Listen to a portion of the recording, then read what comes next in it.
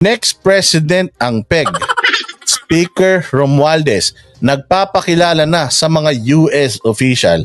According po dito sa ito nila Malu Tikia, yan po ay mga batikan na mga analyst. According po sa kanila, meron daw pong isang Romualdez na nagpunta sa Amerika at nagpapakilala na po doon. Kumbaga, ibinibenta niya na, ikinakampanya niya na yung sarili niya sa mga kano at sinasabi na, ako po si Romualdez at ako po ay pwedeng maging future leader ng bansang Pilipinas. As early as now, kumbaga, imbis na sa Pilipino siya mangandidato, malayo pa naman ang kampanya, kaya baka ma-disqualify siya, hindi pwede. Imbis na mga sa Pilipino siya mangandidato, doon siya nangangandidato sa Amerika. At according dito kay Malu Tikia, may mga tumawag daw sa kanya at nagsasabi, sino pa tong Martin Romualdez na to? Ipinakikilala niya yung kanyang sarili as future leader. Ibig sabihin, parang binibenta niya na yung sarili niya sa mga kano at sinasabi na, ako, suportahan nyo. Ako, kasi ako magiging presidente. Pwede ako maging presidente sa 2028. Bakit? So doon mo makikita na talagang si Speaker, according dito sa sa podcast ba to or dito sa live kuro-kuro na to, na may plano siya sa 2028. Tapos ngayon, which is si Inday Sara ang frontrunner, nakikita natin na panay ang saksak kay Inday Sara sa likod.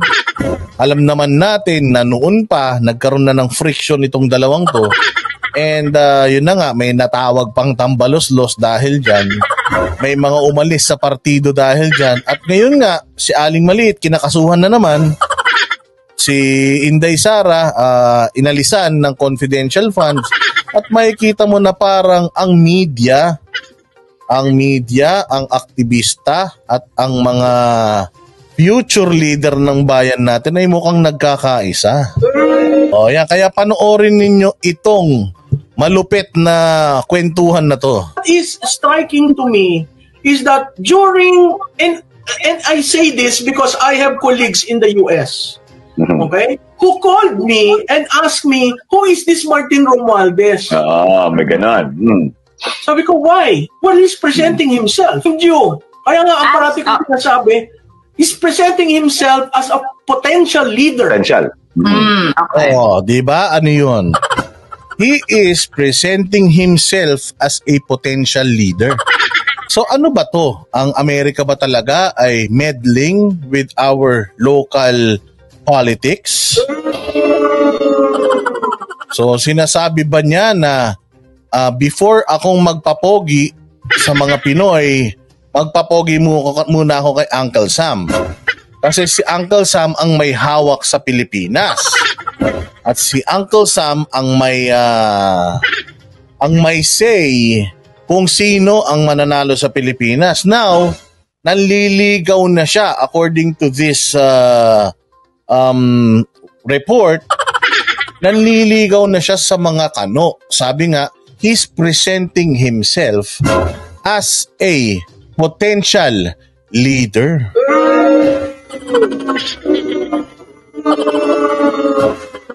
Kakapal ng mukha. Ano na bang nagawa nito sa distrito niya at ganito na sila? O sige, diretso. Okay?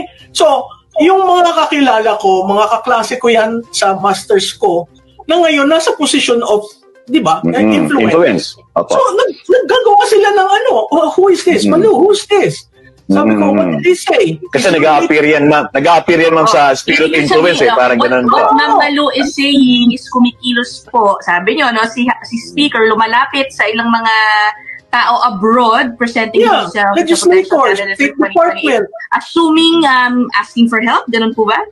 Well, assuming if... Ayun lumalapit siya sa mga legislators, lawmakers, sa ibang bansa, presenting himself. Ano yun? Nangihingi ka ng pondo sa kanila? Nangihingi ka ng tulong sa kanila? In what? Bakit? Doon ka ba tatakbo sa Amerika kung sakali? I mean, doon ka ba tatakbo na presidente? Hindi ba dito sa Pilipinas? Bakit nandoon ka presenting yourself as a potential leader?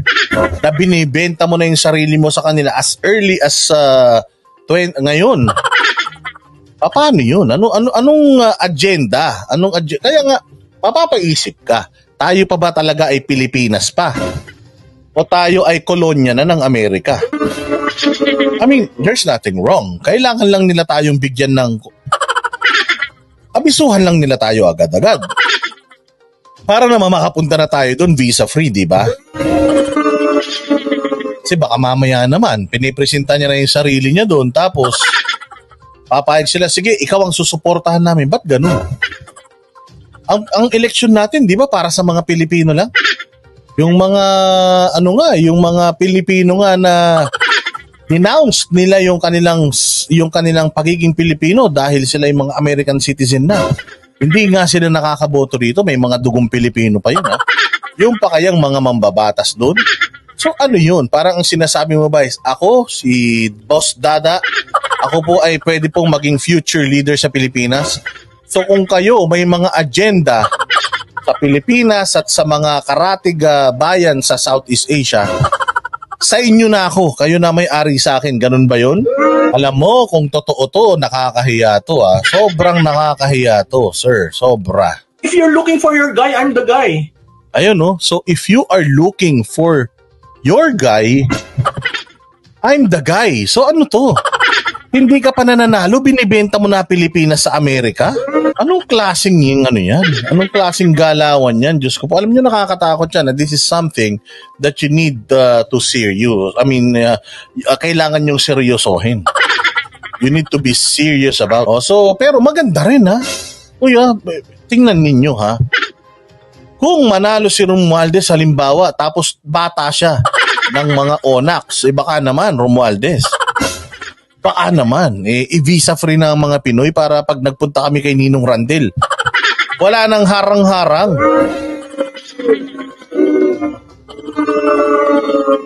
Oh, tuloy. Okay. Ganun din. Actually, parang ganito siya, parang lobbying that I'm a potential presidential in the future. Parang ganun po, Miss Malo. Tapos ang isang tinanong sa akin, how are they related with your ambassador?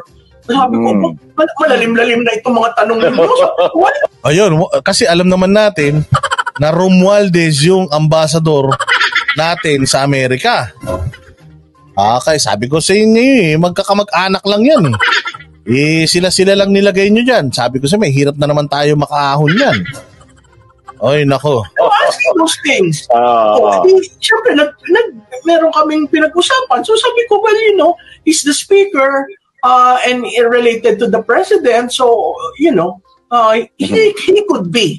In fairness, wala akong sinira. Sabi ko, he can be. Any possibility naman. Tapos may tinanong, how about this vice president, the daughter? So, ako nagsabi, but you guys do not like a Duterte, right? Tapos tumawa sila. Alam mo naman sa mga Amerikano, pag tumawa, you guys do not like a Duterte. You don't have the EDCA, you don't have anything. 6 years of the father. So would you want her? Now, the reason why I came up with that column, ang sinasabi kasi puro insinuation. There are things that I know, but I do not want to, these things.